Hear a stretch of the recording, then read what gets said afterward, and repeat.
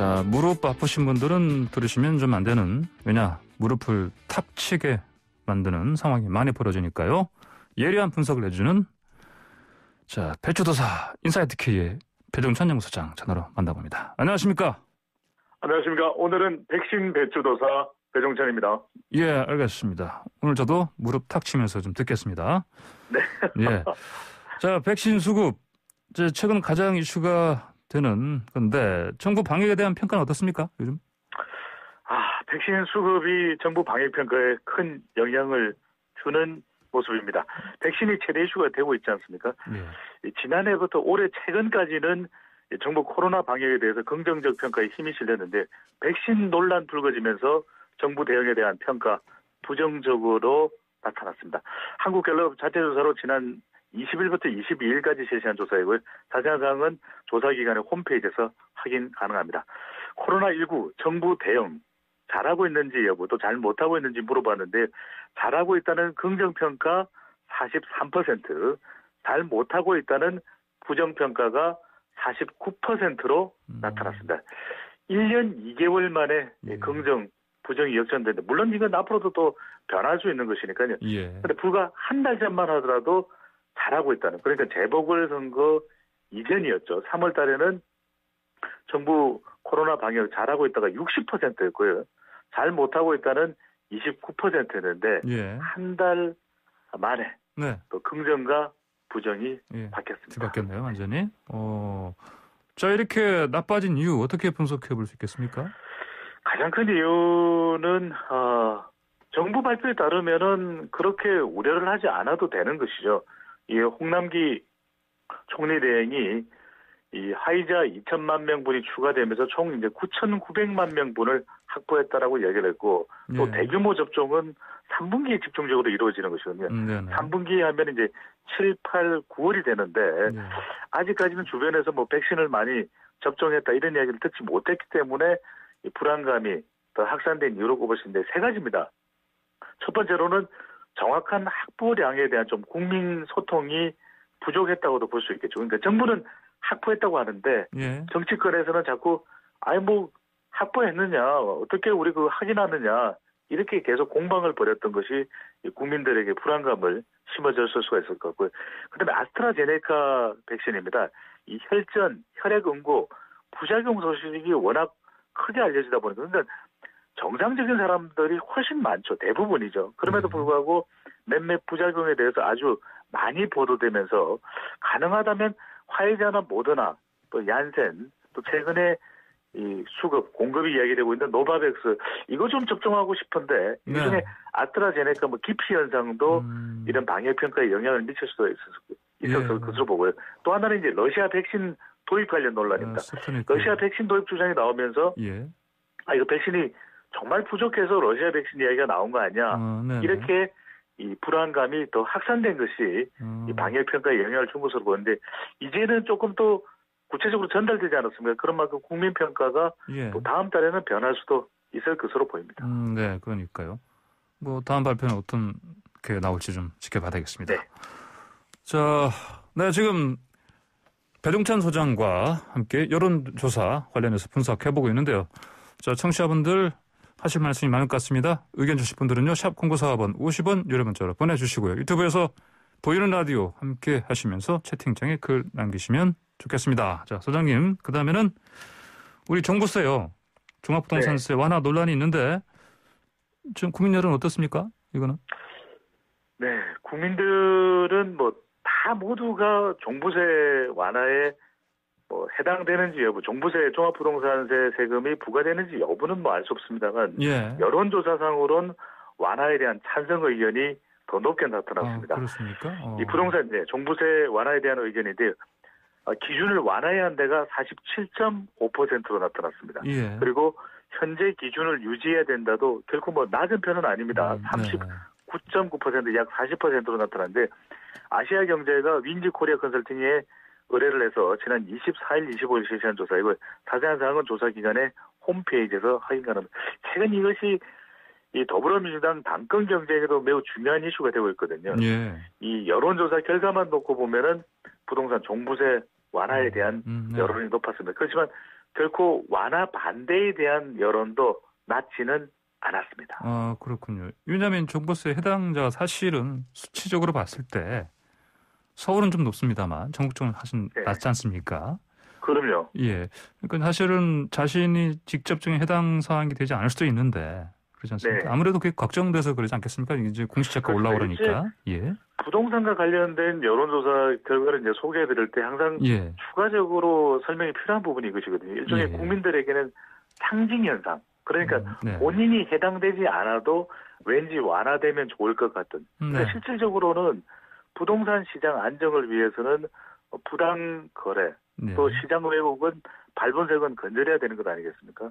그런데 왠지 이제 세금 이야기다 보니까 종합부동산세가 좀 완화되면 나한테도 혜택이 있을 것 같은데 네. 이런 이제 생각이 이 여론상 심리적으로 작동할 수가 있거든요. 근데 실제 그런 건 아님에도 불구하고 예. 대부분은 이 종합부동산세에 해당되는 것이 아주 고가의 또 9억 원 이상의 9억 원 이상의 아파트나 주택에 해당됨에도 불구하고 예. 이 여론상으로 보면은 뭐 중도층까지 포함해서 왠지 그 세금 인하되면 완화되면 좋을 것 같은데 이런 일종의 상징적 현상이 네. 작동된다는 것도 우리가 유념해서 볼 필요가 있겠습니다. 네, 알겠습니다.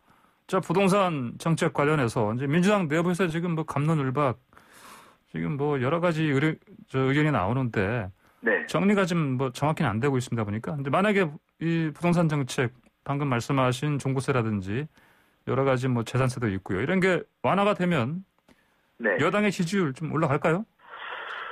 그렇다고 올라갈 것 같지는 않습니다. 왜냐하면 네. 더불어민주당 지지층에서는 종부세 완화 반대 여론이 훨씬 더 높기 때문이다. 그러니까 예. 지금 당대표가 되기 위해서 당권 경쟁에 나선 새 후보들도 이 종부세 정책에 대해서는 큰 변화를 주는 것에 대해서 난감해하고 있거든요. 네. 난색을 표하고 있는데 그런 이유도 바로 이 더불어민주당 지지층에서는 종부세 완화에 대해서 반대 여론이 높기 때문입니다.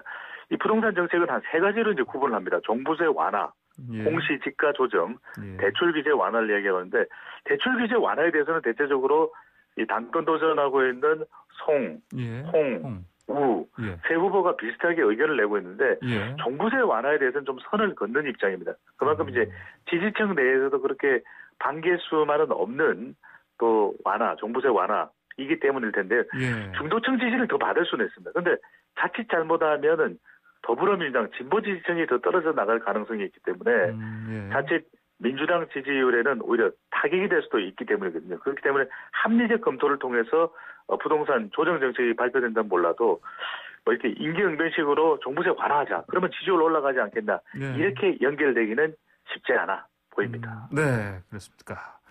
자, 여당의 유력 대선 후보 이재명 지사요. 지금 최근에 그 재산 비례 벌금 제도 이걸 가지고 나왔는데 여론은 네. 어떻습니까? 이게 대해서? 한무선 진행자께서는 어떻게 생각하십니까? 재산에 비례해서 벌금을 내자.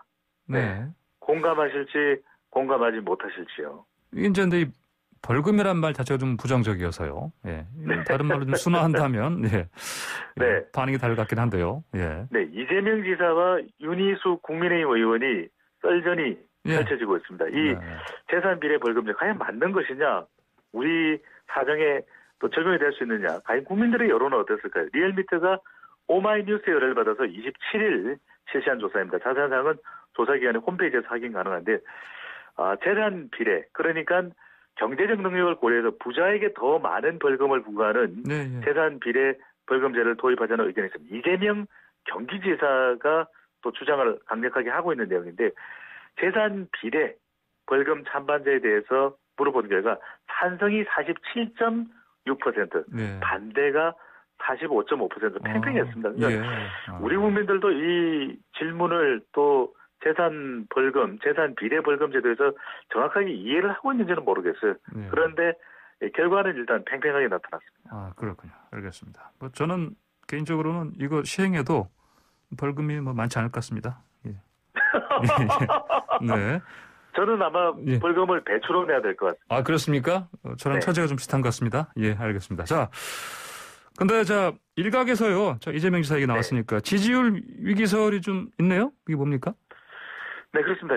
지금 발표되고 있는 차기 대선 후보 지도 조사는 종합적으로 말씀드립니다. 대체적으로 윤석열 전 총장의 경우에는 이재명 지사와 비슷하게 나오는 조사 결과도 있지만 그래도 30% 후반대 추세만 말씀드립니다. 나오는 조사 결과도 있기 때문에 예. 오히려 윤 전 총장이 재보궐선거 이후에 상승한 지지율과 비교를 해보면 이재명 지사의 지지율은 정체되어 있는 것 아니냐 이런 또 지적이 나오고 있거든요. 그렇습니까? 그런 만큼 이재명 지사에 대한 지지율을 좀 꼼꼼하게 분석을 해봤습니다. 배추도사가요. 네. 분석을 해봤더니 지난 9월 이후에 거의 지지율의 변화가 없습니다. 그러니까 20%대 뭐 중반 정도, 예. 중반 또는 초반 이렇게 큰 변화가 없이 편차가 없이 지지율이 나오고 있는 것에 대해서 안정적이라고 볼 수도 있지만 세 가지 측면에서 분석을 해봅니다.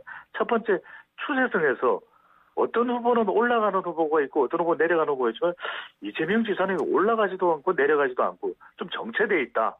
답답하다. 네, 이런 또 분석이 나오고 있고요. 또 하나는 이제 확장성입니다. 중도층의 지지를 보니까 오히려 윤석열 전 총장이 많이 가져가고 이재명 지사는 오히려 줄거나 그대로 아니냐 이런 분석이 나오면서 확장성에 좀 문제가 있는 것 아니냐 이런 이야기가 나오고 있고요.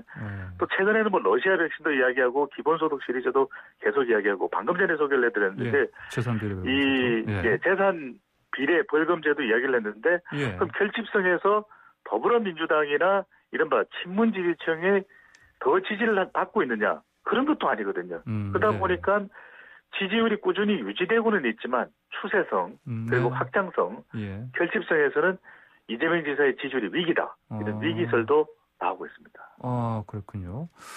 알겠습니다. 자, 이번에는요. 이재용 삼성전자 부회장 사면론 또 두 전직 대통령 사면론 계속 지금 얘기가 나오고 있는데 어떻습니까? 찬성 반대가 어떻습니까? 네, 앞서 이제 아시아 경제가 윈지 컨설팅에 24일, 25일 의뢰를 해서 실시했던 같은 조사인데요. 이재명 삼성전자 부회장 지금 수감되어 있는데 사면론에 대한 찬성 의견이 상당히 높게 나타났습니다. 이재용 부회장에 대해서 사면에 대한 어떤 의견을 가지고 있는지 물어봤는데 사면 찬성이 10명 중 7명 정도로 나타났고요. 사면 반대는 23.2%에 그쳤습니다. 그러니까 두 전직 대통령보다도 오히려 사면 찬성 의견이 더 높은 것이거든요. 1년 전만 비교하더라도 이 정도로 이재용 부회장에 대한 사면 의견이 높지는 않았을 텐데 첫 번째로는 이제 이렇게 높게 나온 배경을 살펴보면 동정론입니다. 이제 두 번째 수감인데 얼마 전에 이제 수술을 받았다. 수술을 받고서도 더 이상 지체 없이 다시 수감이 되겠습니다. 라고 이야기한 것에 대한 좀 동정론이 있는 것 아니냐라는 여론이 나오고 있고요. 두 번째는 이제 역할론입니다. 경기 회복 국면에서 이 삼성전자의 책임 경영 또 투자가 필요한 것 아니냐. 세 번째로는 반도체입니다. 백신 스와프 움직임이 있을 정도로 우리에게는 이제 반도체가 강력한 무기가 되고 있는데 이 반도체 강국 치유를 하려면 설비 투자도 더 해야 되고 차량용 반도체 투자도 또 NXP 최근에 이제 네덜란드 차량용 반도체 회사의 인수설까지 나오면서 이재용 부회장이 필요한 것 아니냐. 또 미국 특사설이 나오기도 했죠.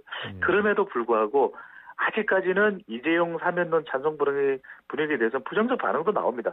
재벌이라고 삼성전자 오너라고 봐줘서는 안 된다. 사회 정의를 강조하는 목소리도 함께 나오고 있습니다. 그렇군요. 알겠습니다. 자, 사흘 뒤죠. 일요일에 여당 신임 당대표 이제 결정되는데 판세가 좀 어떻습니까? 네. 그렇습니다. 오늘 이제 배추도사가 누군지 말하겠지 하고 지금 길을 쫑긋 세우고 계시는 분들이 많을 텐데 자, 말씀드립니다. 무릎을 탁 쳐야 오늘 되겠습니까? 일요일 더불어민주당 신임 당대표는 3명 중 1명입니다. 네, 명쾌한 답이십니다. 아니, 이게 공개적인 지표가 많지 않았어요. 이 일각에서는 어떤 후보가 앞선다, 어떤 후보가 앞선다 했는데 또 배추도사가 또 조심스럽습니다. 밖에서 지금 저희 PD가 고개를 절레절레 흔드는데 일요일이면 확인하실 수 있으니까요. 다음 주에는 공개하겠습니다. 알겠습니다. 오늘 말씀 여기까지 듣겠습니다. 감사합니다. 고맙습니다. 네, 지금까지 인사이트 K 배종찬 연구소장이었습니다. 자, 이번에는 경제 이야기로 넘어가겠습니다. 국가 간에요. 요즘 뜨겁게 좀 논란이 되고 있는 가상화폐. 이걸 통해서 우리나라에서 아파트를 대량 매매한 외국인들이 적발됐습니다. 근데 어떻게 했느냐? 이른바 환치기 수법인데요. 자, 가상화폐에서도 환치기. 자, 어떻게 했을까요? 자세한 내용을 한국경제TV 송민화 기자와 알아보겠습니다. 송 기자 안녕하십니까? 네, 안녕하세요. 예. 그래서 가상화폐요. 이거 네. 가지고 어떻게 했다는 겁니까? 외국인들이 아파트 거래를? 네, 이제 뭐 최근 3년 동안에 이제 외국인들이 이 가상화폐 그 환치기 등을 통해서 이제 불법 자금을 좀 조달을 해서 서울의 그 아파트를 사들였던 것으로 이렇게 드러났는데요. 먼저 이 환치기가 뭔지 좀 설명을 먼저 드려야 될 것 같습니다. 환치기는 이제 환전이나 어떤 그 해외 송금의 그 업무를 할 때 원래는 그 외국환 거래법에 따라서 반드시 등록된 기관을 이용을 해서 환전이나 송금 이런 걸 하게 되어 있습니다.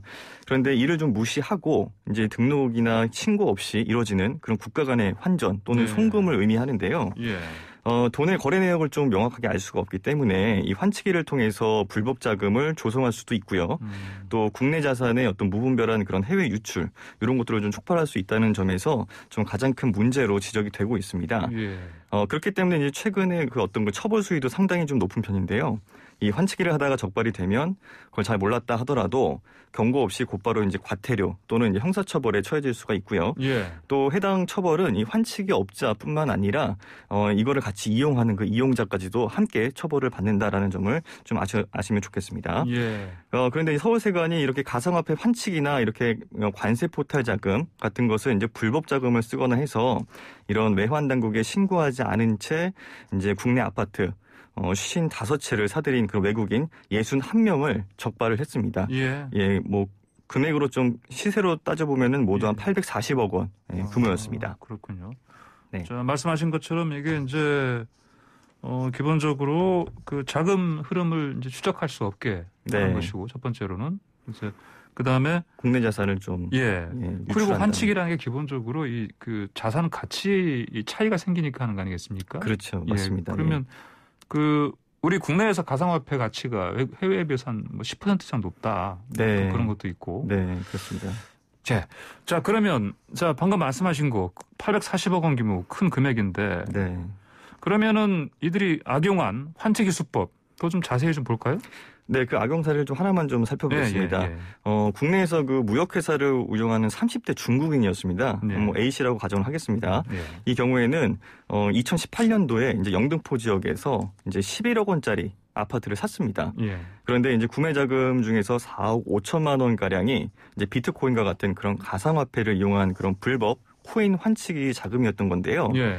중국 정부가 이제 자국 내 어떤 그 자금 유출을 좀 통제하는 상황이었고 그러다 보니까 이제 중국에 있는 그 A씨 아버지한테서 이제 증여받은 돈을 이제 불법 환치기 조직을 통해서 이제 가상화폐로 들여온 케이스였습니다. 그래요. 이 방법에는 이 환치기 조직이라는 그 역할이 또 굉장히 중요한데요. 일단 이 조직이 A씨한테서 이 중국 돈 286만 위안을 받았고요. 이걸 가지고 이제 중국에 있는 가상화폐 거래소가 있지 않겠습니까? 거기에다가 이제 비트코인을 이제 산 겁니다. 거기서 이제 중국에서 매입을 하고? 네, 중국에서 매입을 했습니다. 그리고 난 다음에 한국에 있는 조직원의 그 전자지갑으로 이 비트코인을 전송했습니다. 전송할 수 있거든요. 그 다음에 이제 우리나라 거래소에서 이걸 다시 되팔아서 원화로 4억 5천만 원을 환전한 뒤에 이걸 이제 A씨한테 건네게 된 그런 케이스였습니다. 그렇군요. 환전만 해도 사실은 아까 말씀드린 대로 이제 그 가치 차이가 있기 때문에 그렇죠. 국내에서 더 비싸게 팔았겠네요. 자, 그리고 그러면 이제 결국은 등록된 기관에서 외국환 거래가 이루어진 게 아니기 때문에 이거 불법 아니겠습니까? 그러면은 그동안 사실 가상화폐 방금 말씀드린 차익 거래 이게 문제가 되지 않았습니까? 네, 맞습니다. 말씀하신 대로 이게 한동안 가상화폐 시장이 굉장히 좀 과열이 됐기 때문에 그러면서 이제 우리나라의 가상화폐 가격이 그 해외보다 비싼 이른바 그 김치 프리미엄이 형성이 됐었습니다. 이것도 김치 프리미엄이라고 이렇게. 네, 그렇습니다. 그러면서 이제 중국에서 구입한 그 비트코인을 이제 국내 거래소로 들여와서 비싸게 팔아서 환전한 뒤에 다시 중국으로 이렇게 또 송금해서 차익 거래를 보는 게 이게 또 문제가 좀 됐었던 적이 있었거든요. 그런데 최근에는 이런 범죄 조직들의 좀 감시가 그런 허술한 그런 가상화폐를 이제 환치기 수단으로 활용하는 것으로 추정이 되고 있고요. 이번 경우에서처럼 이런 가상화폐를 이용해서 이제 중국에서는 이 환치기로 돈을 들여온 뒤에 국내 부동산에까지 투자하는 것까지 등장을 한 겁니다. 이에 대해서 이제 서울세관 관계자는 이게 아직 수사 중인 상황이라서 뭐 이런 거래 시기까지는 분석하지 못했다. 그러면서도 이제 환치기 조직들이 이런 김치 프리미엄을 노렸을 가능성도 충분히 있어 보인다라고 말을 했습니다. 이렇게 적발된 외국인들을 좀 국적별로 좀 살펴보면요. 61명 가운데 중국인이 34명으로 가장 많았고요.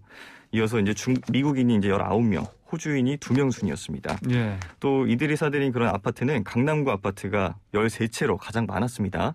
다음으로는 영등포구에 6채, 또 구로구와 서초구에 각각 5채로 이제 거래를 하면서 예. 서울 전역에서 이제 뭐 아파트 쇼핑을 했다. 네, 이렇게 좀 볼 수 있는 상황이었고요. 예. 이렇게 적발된 외국인들에게는 이제 탄로한 세금을 추징을 하고요. 예. 그리고 이제 검찰로 송치하거나 또는 과태료를 부과할 예정입니다. 예. 뭐 최근 들어서 몇 년 동안 중국인들이 특히 우리나라 한국의 부동산을 많이 사들이고 있는데 네네. 그 중에 자금줄의 하나가 좀 이거였네요. 예, 뭐 가상화폐? 거래차익, 뭐 환치기, 뭐 이런 수법들도 있었습니다. 네. 그렇군요. 자, 이 가상화폐 지금 사실은 또 국내에서는 네. 특히 이제 2030 전문층들이 많이 투자를 하기 때문에 이게 큰 관심사이기도 한데 네. 윤성수 금융위원장이 이거 뭐 사실 화폐를 인정할 수 없다. 네, 뭐 논란이 됐었죠. 여당도 그렇고요. 뭐 거래소 폐쇄하겠다 그런 얘기도 했었고. 네.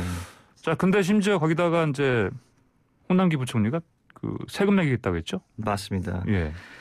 먼저 이 내용을 좀 짚어드리겠습니다. 이게 예. 정부가 이제 내년부터 이 가상자산 거래로 얻은 소득의 20% 정도를 이제 세금으로 걷기로 했습니다. 예. 그러면서 이제 가상화폐, 뭐 가장 많이 투자하고 있는 그런 좀 세대를 좀 분류해보면 2030 세대 투자자들이 굉장히 많은데요. 예. 이들을 중심으로 해서 좀 조세 저항에 좀 굉장히 확산하는 그런 모습을 보이고 있고요. 예.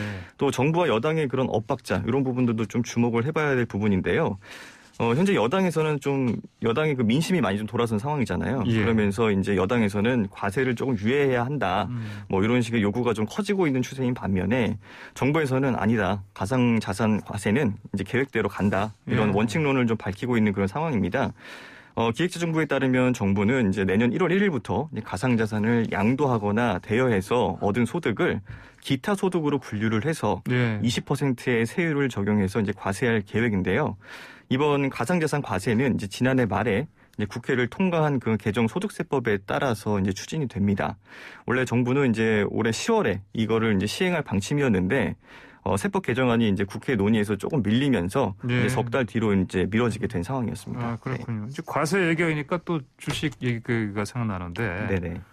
이 가상화폐하고 이제 지금은 뭐 또 정부 여당에서는 가상 자산이라고 하는데 어쨌든 네. 가상화폐든 자산이든 자, 주식 과세 방식하고 좀 다르게 한다. 네. 이런 얘기가 나오네요. 이게. 네, 그렇습니다. 이번 과세 논란은 이제 올 들어서 이제 이런 코인 가격이 급등하면서 이제 좀 2030 세대를 중심으로 좀 많은 그런 투자자들이 가상자산에 뛰어들면서 확대가 됐는데요. 이제 투자자들 입장에서는 가상화폐 거래가 주식이랑 다를 바가 없다. 예. 뭐 이런 입장이어서 금융투자 자산이라는 겁니다. 네. 그런데 여기에 부과하는 세금이 훨씬 더 주식보다 훨씬 더 무겁다라는 점에서 마치 좀 불공정한 그런 차별처럼 네, 보일 네. 수 있다라는 그런 상황이 됐거든요. 예, 예.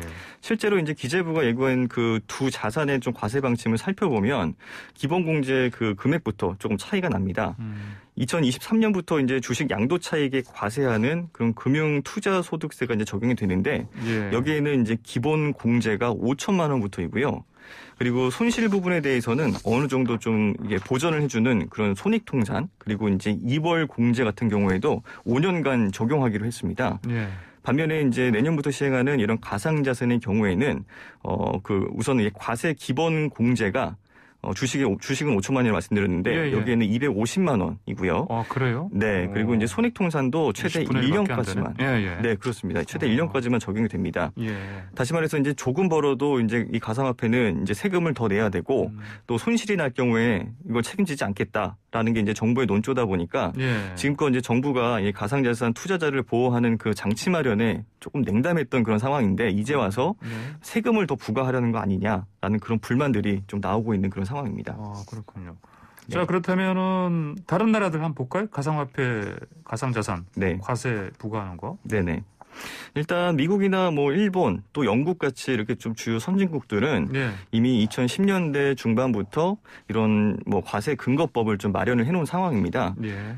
미국의 경우를 좀 예를 들어보겠습니다. 미국 국세청의 경우에는 2014년 그 가상화폐에 대한 그 과세 방안을 바탕으로 그 기존의 그 자본이득과 똑같은 방식의 어떤 그 과세 기준을 가상화폐에 좀 적용하고 있습니다. 그래요? 예. 네, 이에 따라서 이제 가상화폐를 취득한 지 요 기간이 중요한데요. 예. 이게 1년 미만일 경우에는 이게 통상소득으로 분류를 해서 이제 종합과세를 하고 있고요. 예. 여기에는 최대 37%의 세율을 적용하고 있습니다. 30%요? 네, 그렇습니다. 예. 종합과세는 이제 가상화폐를 포함한 모든 그 자본 이득을 합산을 해서 이제 세율로 책정을 하는 겁니다. 예. 그러니까 이제 가상화폐로 돈을 조금 벌고 주식으로 돈을 많이 벌었다. 이렇게 하면은 어쨌든 두 개를 합쳐가지고 이 총 소득액이 높으면은 이제 가상화폐 소득에 적용되는 세율도 덩달아서 같이 높아지는 그런 셈이고요. 그렇군요. 예. 다만 이제 취득한 지 1년이 넘어가는 그런 자본들은 현재 그 자본 소득으로 좀 분류가 됩니다. 그래서 37%보다는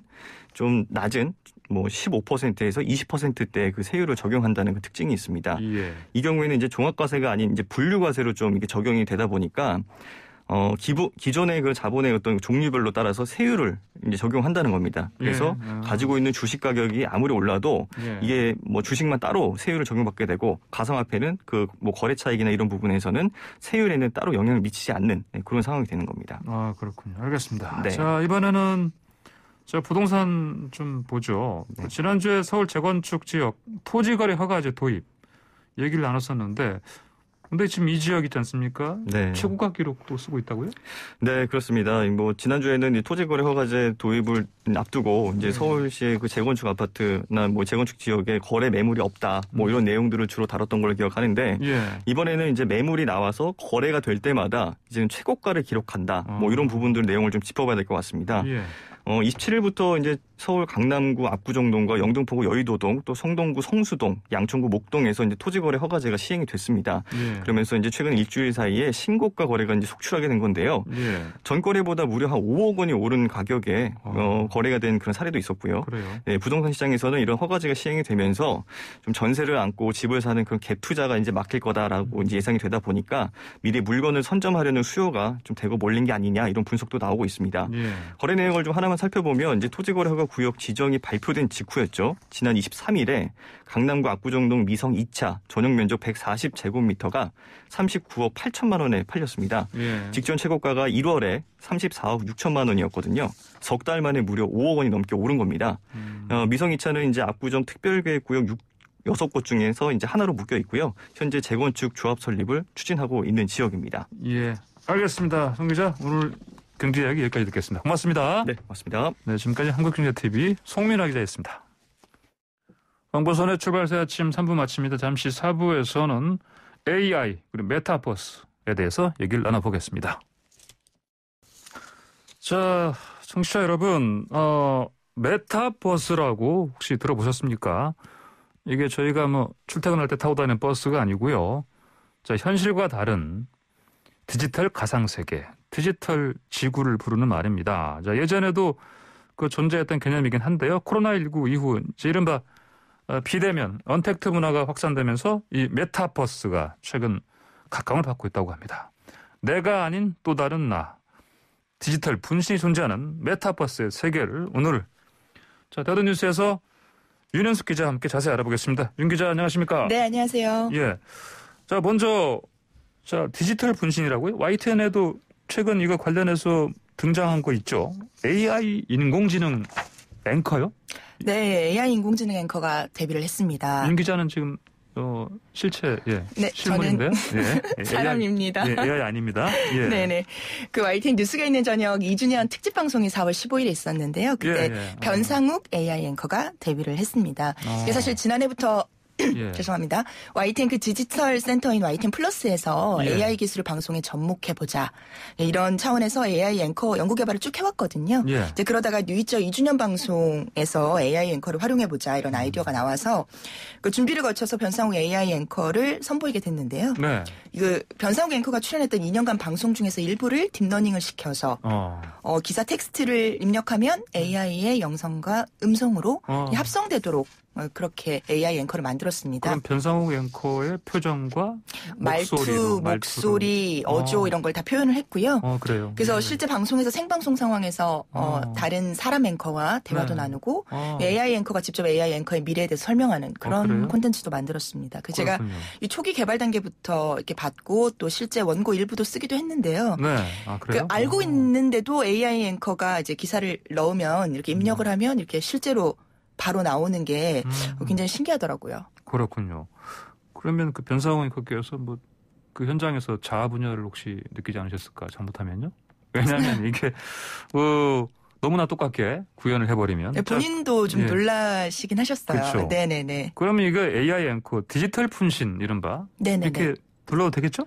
네, 그렇습니다. 이게 디지털 세상에서 마치 이렇게 홍길동이 이렇게 뭐라고 하죠? 그 여러 명을 동시에 이렇게 모습을 보이는 것처럼 손오공도 이렇게 네네네. 털을 풀어서 이렇게 여러 마리로 드러나게 하고. 네, 그럼 동시에 여러 곳에서 이제 이런 AI 앵커를 활용하면은 디지털 분신처럼 여러 곳에서 방송을 할 수도 있고요. 나는 뭐 일어를 못한다, 프랑스어를 못한다 해도 충분한 그걸 읽어서 학습 데이터만 투입을 한다 그러면 내가 아닌 나의 AI는 또 다른 언어로도 방송을 할 수 있는 그래요? 그런 기술들이 많이 발전이 되어 있습니다. 근데 이제 다만 20초 정도 걸리는 기사 텍스트를 넣었을 때 그 실시간으로 바로 나오는 게 아니라 이게 영상과 음성이 합성되는 시간이 그만큼 걸리거든요. 일종의 딜레이. 우리 이성 통화할 때라든지 위성 방송 연결할 때 딜레이 생기지 않습니까? 네네. 좀 긴 딜레이로 볼 수 있겠네요. 네, 파일이 만들어지는 시간이 걸리기 때문에 아직은 뭐 완벽한 실시간 생방송은 어렵지만 그래도 급한 경우에 뭐 스튜디오나 방송 장비 없이도 이 프로그램만 활용하면은 신속하게 방송이 가능하기 때문에 뭐 굉장히 좀 새로운 기술이라고 볼 수 있고 굉장히 기술이 하루가 다르게 빠르게 발전하고 있어요. 이게 일본이나 뭐 중국에서 처음 나왔을 때는 뭐 다들 놀랍다 이랬는데 이번에 영국 공동 진행했던 그 이스트 소프트 측의 설명인데 5일만 주어지면 데이터가 물론 확보된 상태에서 5일만 있으면 한 명의 AI 앵커를 만들어 낼 수 있다. 그래요? 네, 똑같은 디지털 분신이 생기는데 5일밖에 안 걸리는 거죠. 아니 그러면 뭐 지금 저희 같은 방송하는 사람들 그 일자리 잃는 거 아니에요? 그 저희랑 똑같이 이렇게 해버리면 AI들이? 네, 그런 걱정이 가장 흔하죠. 사실 그런 고민이 이런 기술 개발 이면에 존재를 하는 게 사실인데요. 하지만 당장은 이런 AI 앵커가 우리 황 진행자의 자리를 차지하지는 않을 것 같습니다. 왜냐하면은 고도의 순발력과 방송 노하우를 갖춘 그런 진행자나 인간 앵커를 대체한다는 건 불가능한 일이고 그렇게 해서도 안 될 거라고 생각을 합니다. 그래요. 그건 우리 생각인데요. 네, 알겠습니다. 자, 그러면, 근데 AI 앵커 같이 또 이 디지털 분신이 주목받는 곳이, 또 있다. 아까 제가 처음에 초반에 이제 소개한 메타버스요. 네네네. 이거 좀, 제가 설명 잠깐 했는데 좀 설명 좀 해주세요.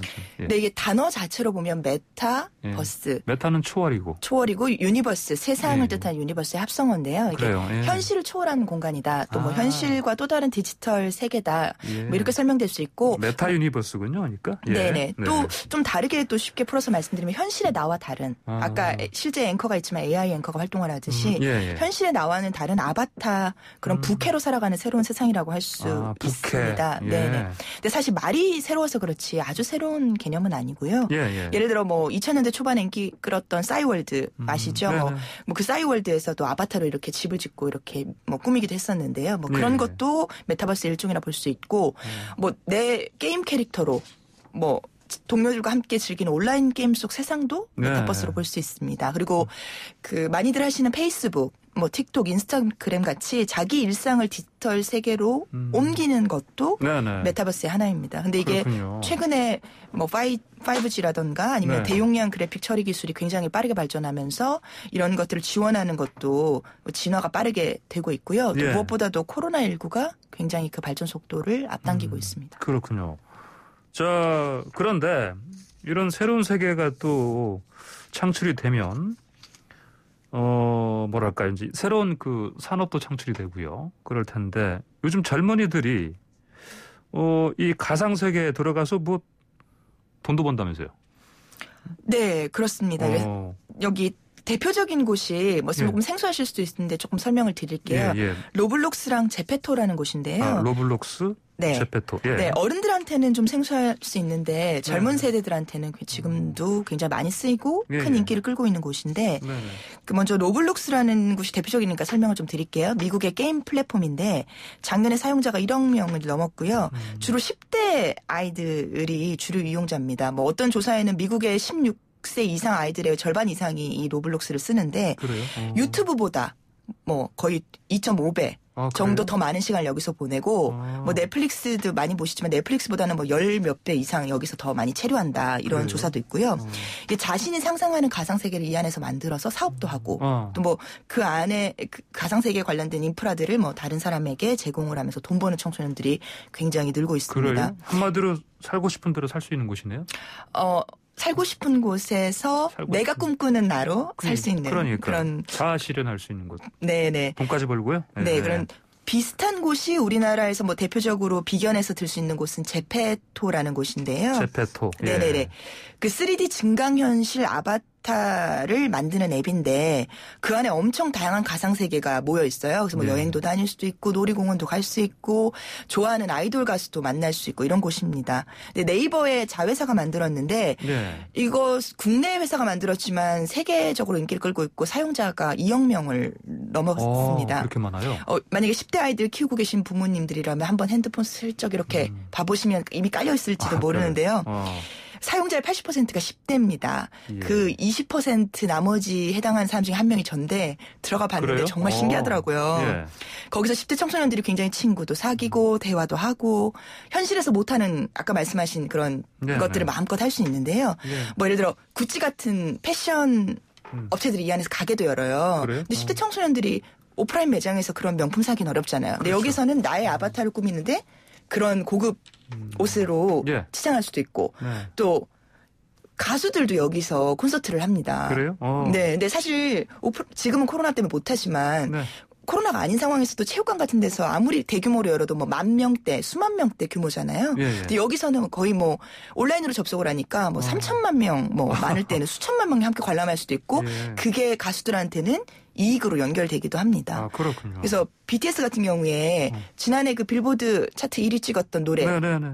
다이너마이트. 네네네. 그거 같은 경우에 첫 번째 뮤직비디오를 이 메타버스 공간 안에서 공개를 하게 됐고 바이든 미국 대통령도 민주당 후보 시절에 대선을 이런 동물의 숲이라는 메타버스 게임이 있는데 거기 안에서 선거 유세를 하는 것도 있었습니다. 굉장히 다양하게 사용이 되고 있어요. 그렇군요. 전시를 못 가니까 가상 미술관을 메타버스 안에서 연다든지 아니면 가상 여행을 투어를 진행한다든지 굉장히 다양한 곳에서 쓰이고 있습니다. 그렇군요. 자, 이렇게 되면 아까 제가 언급했는데 기업들도 이쪽으로 돈 또 투자하고 그러지 않겠습니까? 네, 사람이 있는 곳에 돈이 모이기 마련이죠. 그래서 굉장히 많은 기업들이 주목을 하고 있고요. 특히 세계적인 테크 기업들이 차세대 먹거리로 메타버스를 주목을 하고 있습니다. 애플, 마이크로소프트뿐만 아니라 페이스북도 이 주도권 확보를 위해서 혈안이 돼 있고 국내에도 게임 업체를 비롯해서 많은 기업들이 지금 진출을 하고 있고 투자를 하고 있습니다. 그렇군요. 알겠습니다. 자, 그리고 그 시장 규모가 세계 메타버스, 메타 유니버스 규모가 315조 원에 이를 것이다? 이런 전망이 있네요? 네네네. 그러면은 이렇게 잘 되면 또 부작용도 있지 않겠습니까? 네, 모든 것이 그렇지만 좋은 면만 있는 건 아니죠. 우려되는 부분도 있는데 일단 과몰입이 우려가 되고요. 가상세계에 너무 빠져가지고 거기서는 이제 자신의 의지대로 할 수 있으니까 현실 세계 에서 생활이 오히려 어려워질 수도 있고 또 반대로 어려운 현실의 도피 수단으로 가상세계로만 가려고 하는 그런 문제도 있지 않을까 그런 우려가 있습니다. 또 가상 공간에서 익명성에 기대서 현실에서보다 좀 더 폭력적이고 또 혐오 발언이라든가 차별적인 행동을 할 수 있는 그런 우려도 있고요. 또 아까 대화를 했던 것처럼 메타버스 안에서 경제 활동이 이미 이루어지고 있거든요. 그럼 이제 이런 부분이 이제 계속 확장이 될 때 세금은 어떻게 할 건지. 그러게요. 또 디지털 분신이라고 할 수 있는 그런 나의 아바타에 대해서 혹은 내가 다른 아바타에 대해서 어떤 범죄들 명예훼손을 한다든지 해킹 같은 걸 한다든지 그런 범죄들이 발생했을 때 어떻게 규율을 할 건지 이런 부분들을 생각해 볼 문제들이 이제 떠오르고 있는데요. 그리고 이제 글로벌 플랫폼 기업들이 네. 운영을 하기 때문에 메타버스가 이게 굉장히 확대가 됐을 때 이 관리 주체가 네. 정부가 돼야 되는 건지 그렇죠. 아니면 기업이 돼야 되는 건지 이게 메타버스라는 새로운 세상은 코로나 때문에 성큼 앞으로 다가왔는데 네. 이 가상 세계 안에서 일어나는 다양한 일들에 대해서 어떻게 대처해 나갈 건지는 그러니까요. 지금부터 고민이 필요해 보입니다. 빨리 봐야 되겠네요. 예, 어디 알겠습니다. 네, 몇 번 버스 아니니까 기다리지 마시고요. 알겠습니다. 유머까지. 예. 알겠습니다. 자, 근데 윤 기자, 오늘이 마지막 시간이죠? 네, 아쉽게도 마지막 시간입니다. 많이 아쉽습니다. 저도 지금 그동안 정말 더 알고 싶은 내용, 그런 것들 재미난 내용 더 깊이 있게 더 이렇게 알려주셨는데, 알찬 뉴스 많았었는데, 수고 참 많으셨습니다. 네, 감사합니다. 감사합니다. 네, 다음 기회에 또 찾아뵙겠습니다. 그러니까요. 다음 기회에 언젠가 다시 또 뵙죠. 네. 감사합니다. 네, 감사합니다. 네, 지금까지 더더뉴스 YTN의 윤현숙 기자였습니다. 자, 이번에는 스포츠의 매력 짧고 굵게 전해주는 코너입니다. 자, 스포츠가 얼마나 좋은지 YTN 스포츠부 조은지 기자 방금 윤현숙 기자한테 스튜디오 양보하느라 전화로 연결된 겁니까? 안녕하십니까? 안녕하세요. 네. 오늘 저녁에 또 저희 국가대표들 백신 맞는 거 일정을 가야 돼가지고 그래요? 집에서 인사를 드리게 됐습니다. 네. 일단 첫 소식은 메이저리그 통산 124승을 거뒀던 전설 코리안 특급 박찬호 전 야구 선수가 우리나라 남자 프로골프 무대 KPGA 투어 개막전인 군산 CC 오픈에 참가합니다. 그래요. 추천 선수 자격인데요. 이제 아마추어가 프로 대회 나가려면 국가대표 상비군 이상의 경력이 있거나 전국대회 5위 이상의 성적이 있거나 예. 아니면 공인 핸디캡 3 이하가 있어야 되는데 네. 박찬호 씨는 핸디캡 3 이하 이 조건을 충족을 해서 마운드 대신 프로 티박스에 오르게 됐습니다. 그래요. 박찬호 씨 평균 스코어가 70대 중후반 정도라고 해요. 장타, 300m 넘는 장타가 강점인데 예. 어제 장타 대결에서도 331야드를 날려서 프로 선수인 허인회 또 이승택보다 더 멀리 치기도 했다고 합니다. 예. 최근 프로골퍼로 인생 2막을 준비하고 있는데요. 그 모습을 예능으로 촬영을 하기도 했고요. 네네. 아마추어로는 사실 적수가 없는 수준급 실력이긴 한데 프로 사이에서는 어떤 모습 보여줄지 기대가 되고요. 예. 오늘 8시에 티오프 했는데 제가 이제 라이브 스코어링 보니까 파파해서 이번 홀까지 2분파 하고 있더라고요. 그래요? 나흘간 성적표 기대가 됩니다. 네. 자, 어제 각오 밝히는 기자회견도 했죠? 네, 투머치 토커답게 수다쟁이 모드로 아주 주옥 같은 말들을 많이 했는데요. 그래요? 골프는 너무 어렵다, 너무 사랑스럽고 좋은데 마음같이 안 된다는 면에서 막내딸이랑 비슷하다 이런 얘기를 했습니다. 예. 박찬호 선수 딸만 셋이잖아요. 예. 마음대로 막내딸이 잘 안 된대요. 그래요. 예. 그리고 또 골프 실력을 야구로 따지면 평균 자책점 4점대 후반 이렇게 자평을 하기도 했고요. 야구 투수랑 골프가 공통점도 있다.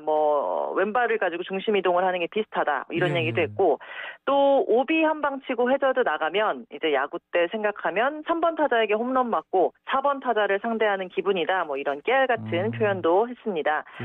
사실 박찬호 선수가 이제 아마추어 신분으로 이렇게 나가는 게 관심 끌기용 일회성 이벤트 아니냐, 왜 셀럽이 주인공이냐, 이런 곱지 않은 시선도 있긴 한데 코로나19로 위축된 남자 골프계의 활력소가 되는 거는 또 분명해 보입니다. 네, 그렇군요. 알겠습니다. 자, 이번에는 손흥민 선수 네. 도쿄올림픽에 나갈 수도 있다. 이런 얘기 들리네. 무슨 말입니까 이게? 네, 어제 올림픽 축구대표팀 김학범 감독이 기자회견을 했습니다. 아시겠지만 올림픽은 월드컵과 달리 나이 제한 23세 이하 선수만 뽑잖아요. 예. 근데 도쿄 대회가 1년 미뤄지면서 작년 기준 23세, 그러니까 올해 기준 24세 이하를 뽑을 수 있게 됐습니다. 예. 이거랑 별개로 나이랑 상관없는 와일드카드 3장을 어떻게 쓰느냐, 이것도 관전 포인트인데요. 원래는 엔트리 제출 막판까지 경쟁이 막 치열한데 이번에는 코로나19 백신을 미리 맞아야 해서 일찌감치 50명의 예비 엔트리가 확정이 됐습니다. 근데 김학범 감독이 여기에 유럽파 국가대표 공격수 손흥민, 황의조, 권창훈 넣었다. 이거를 어제 밝힌 거예요. 근데 올림픽 와일드카드는 그동안 병역을 해결하지 않은 베테랑 선수를 데려가는 경우가 많았죠. 예. 2012년 박주영이 그랬고 2016년 손흥민 선수도 갔었는데 사실 손흥민, 황의조 선수는 2018년 자카르타 아시안게임 때 금메달을 따서 이미 군사훈련까지 마쳤습니다. 근데 김학범 감독은 병역 필인지 아닌지 그건 중요하지 않다. 성적에 얼마나 도움이 되는 게 중요하다. 이런 얘기를 해서 좀 뽑겠다. 이런 가능성을 좀 내비쳤고요. 그래요? 다만 손흥민 선수는 현실적으로 조금 어려울 것 같고 황의조 선수가 백이 종군할 가능성이 있습니다. 아, 그래요? 네. 그렇군요. 자, 그러면 유럽 구단들 올림픽 차출에 전 난색인데 어떻게?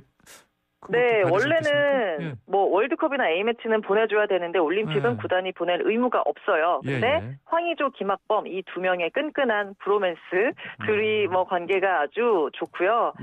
게다가 황의조 선수의 소속팀인 프랑스 보르도가 재정 위기라서 법정 관리까지 신청한 상태예요. 그래서 고액연봉자인 황의조가 올여름 팀을 옮길 가능성이 큰데 보르도 입장에서도 이제 도쿄올림픽 때 황의조가 활약해서 좀 더 비싼 값에 팔 수 있지 않을까, 뭐 나쁘지 않을 것 같고 황의조 선수 역시 김학범 감독에게 보답할 자리라면 마다하지 않겠다는 뜻이 강해서 좀 훈훈한 마음으로 어떻게 될지 지켜보면 될 것 같습니다. 예, 그렇군요. 알겠습니다. 오늘 얘기 여기까지 듣겠습니다. 감사합니다. 감사합니다. 네, 지금까지 YTN 스포츠부 조은지 기자였습니다. 네, 오늘 순서 마칠 시간 되는데요. 내일이 저희 YTN 라디오 개국 13주년입니다. 저희 황출사에서도 특별한 순서들 준비하고 있습니다. 많은 애청 바랍니다. 저는 내일 아침 다시 찾아뵙겠습니다. 지금까지 황보선이었습니다. 감사합니다.